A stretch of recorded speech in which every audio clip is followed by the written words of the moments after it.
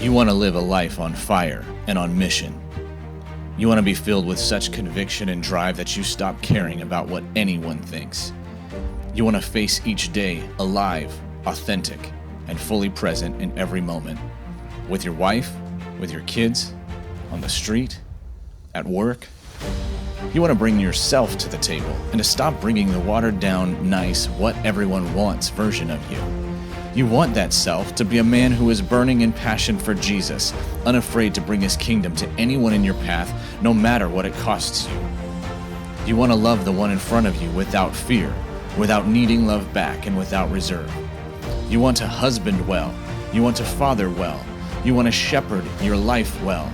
You want to be a safe pillar for anybody around you. You want to experience God for real, to not just believe, but to know that he's got you and that he'll show up on your behalf, that he'll show up through you. You want to get to the end of your race and say, yep, I gave it everything. Jesus, you know I'm all in. And you want to know just how to get there. Welcome to Man Warrior King. I'm your host, Matt Hallock. Congratulations. You're among the violent taking the kingdom by force. You're among the chosen answering the call to rise above yourself. You're in the forge being stripped down and strengthened, and you will rise stronger, solid, unshakable. You are a man. You're a warrior. You are a king.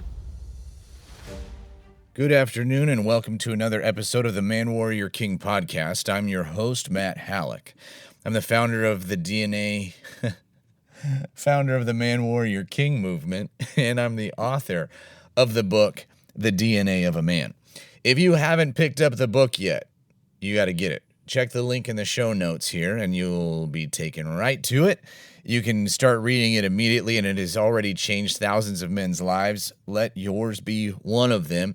If you have read it, would you mind leaving a review on Amazon? That would be incredible. And also leaving a review here on the podcast, wherever you happen to be listening to it. Thank you.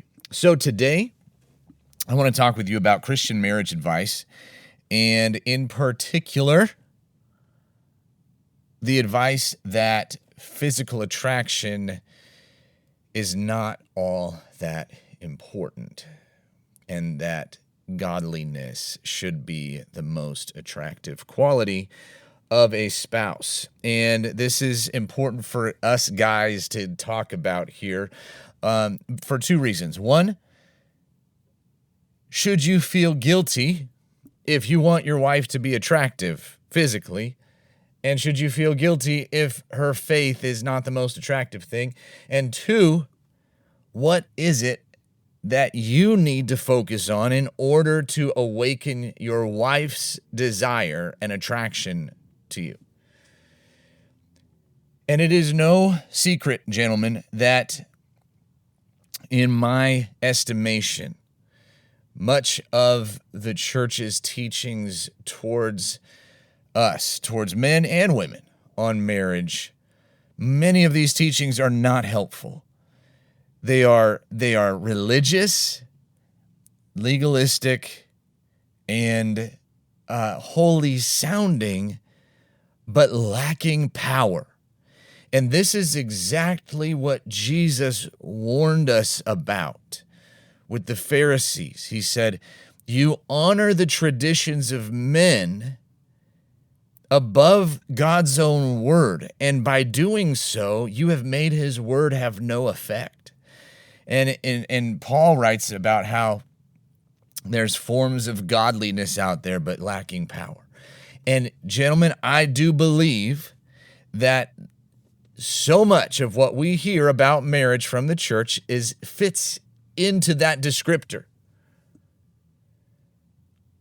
So let's talk about this idea of physical attraction with your spouse. In my opinion, if your wife is very godly, but you are not attracted to her, there may be other things going on besides just the fact that you should readjust your attraction meter so that it goes through the roof just because she loves Jesus and has faith.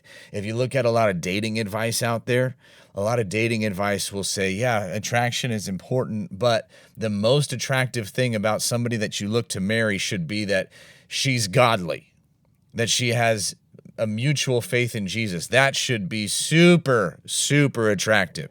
I'll tell you what, gentlemen, I thought this when I was dating my wife. I thought that my faith, because I had a strong faith in Jesus, I wanted to love him and serve him with everything I had, wanted to go into ministry. I'd go out on the streets of downtown San Luis Obispo and tell people about Jesus. I mean, attractive, right? I thought that that should be the main attraction.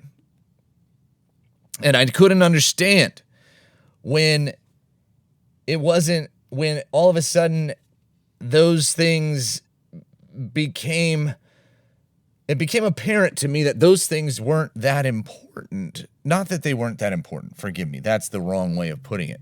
They're very important to my wife. My faith is incredibly important to her.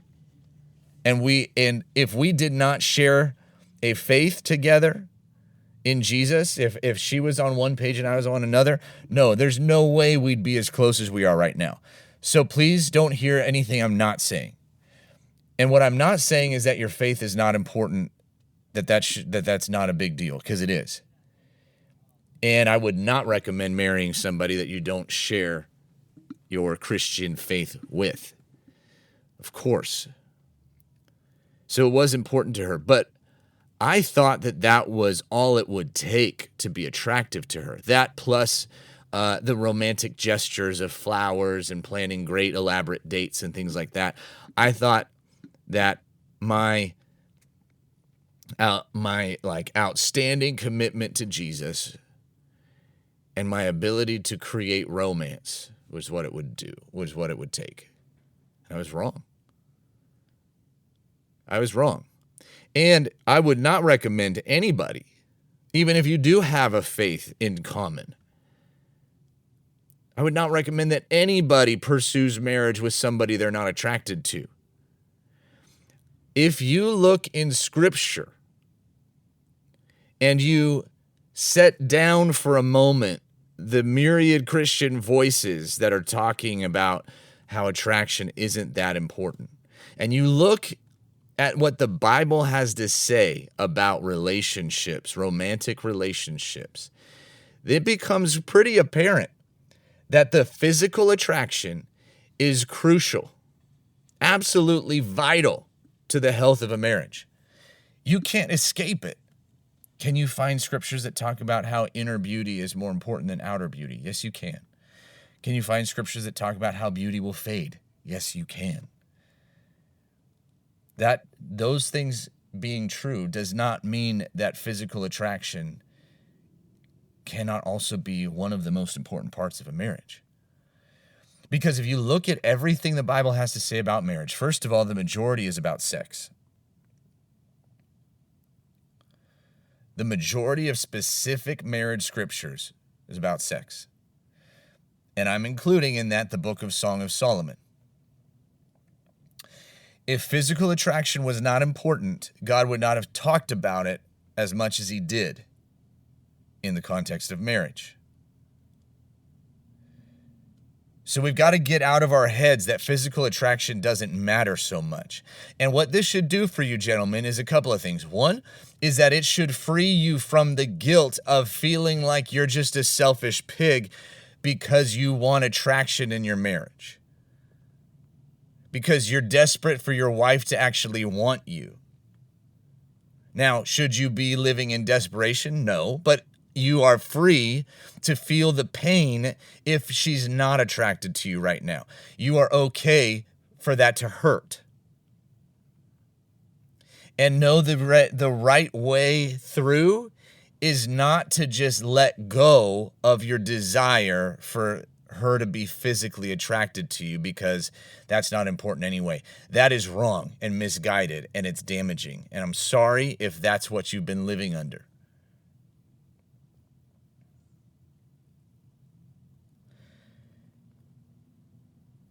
No, the answer is not for you to figure out how to be okay without her being attracted to you.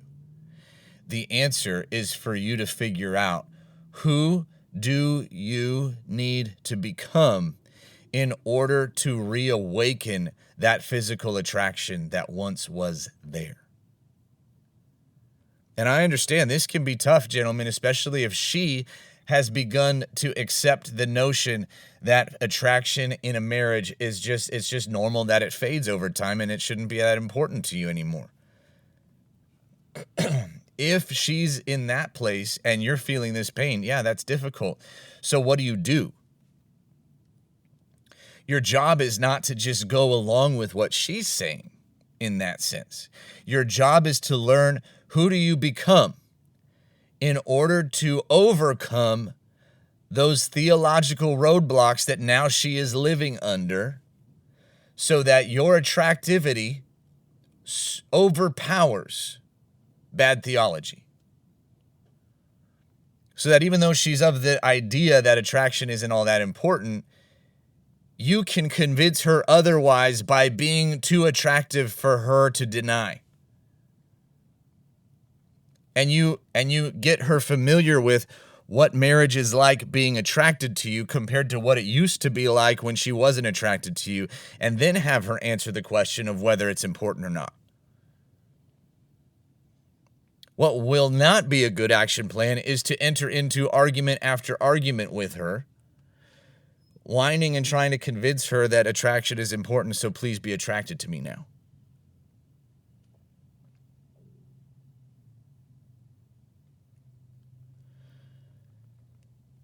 You are free to pursue physical attraction in your marriage because it is a gift. It is a crucial part of the marriage that God has given us to enjoy.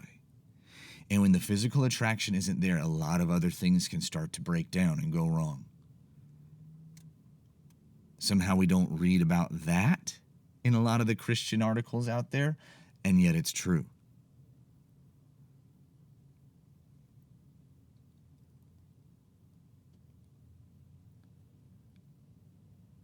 Now, question. What if you're the one who's losing attraction for your wife? What if she has let herself go? And in such a way where she's not attractive to you? What if she has stopped caring about her appearance? A lot of guys find themselves in that position, and it's painful on multiple levels. One, because you want your wife to be attractive. Two, because what it says to you is that she doesn't care about her connection with you as much as she used to.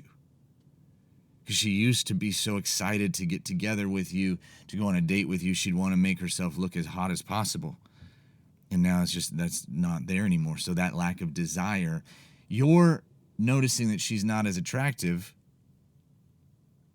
just reminds you of her own lack of desire for you. So what about that? Are you supposed to just learn how to let go of all that and just be turned on by her faith?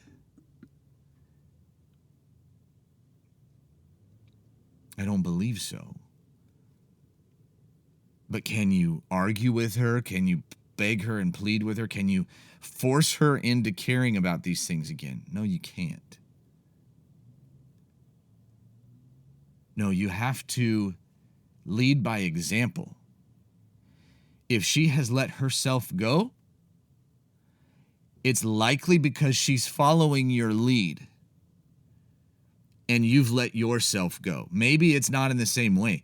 Maybe you haven't let yourself go in your physical appearance, or maybe you have. I don't know.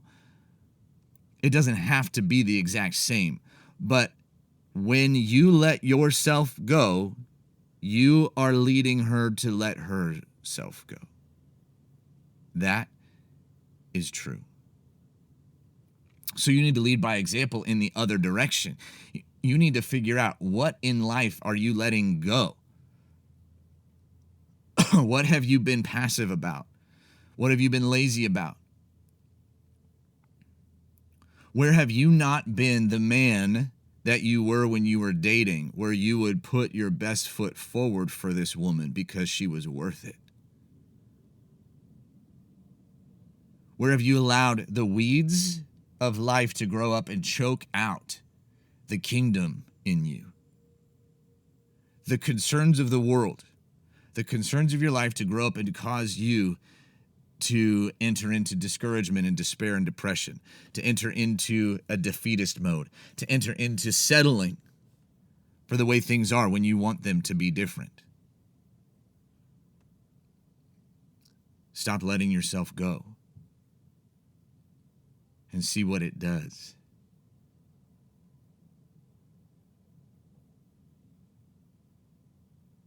See, the problem with this advice that attraction doesn't matter is that physical attraction is often a glue that helps and motivates you to work through problems and differences. It is often a healer that can help bring you back together after you've been disconnected or fighting or whatever.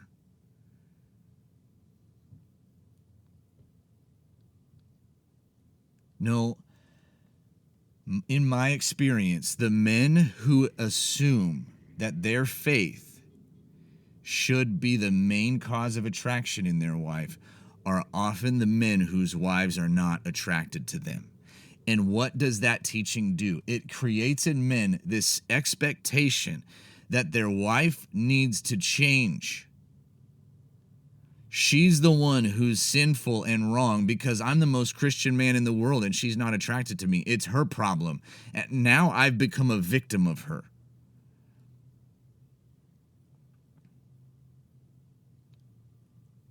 Take ownership over her attraction level towards you. That's what I had to do. I had to realize, I had to come to terms with the fact that even though I loved Jesus no less than I did before, I had to understand that was not the main, or forgive me, I have to be careful with these words. That was not the sole requirement for us to be thriving as a married couple. Not by a long shot. I can be the most faith-filled man who loves Jesus with all my heart, and I can have a very little amount of confidence and joy. And my wife is going to feel the pain of that. I can be the most faith-filled man and not understand what it means to lead my home in a masculine way. And my wife will feel the pain of that, and it's not attractive. In fact, a man who's on fire for Jesus, while his wife feels like she's not seen and loved and known, that's the opposite of attractive. In those cases, your faith can be the cause of resentment and bitterness because you love Jesus better than you love her. Notice I didn't say more. Love him more, all you want. But learn how to love her as well as you love Jesus.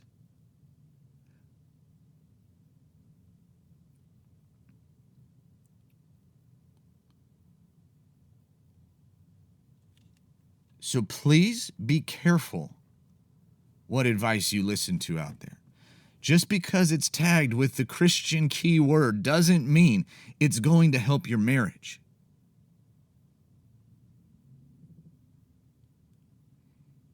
If attraction is low, then you have my permission, you have my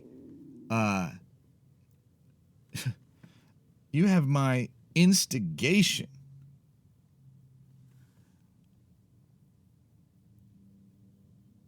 to pursue it with all you've got, everything you have.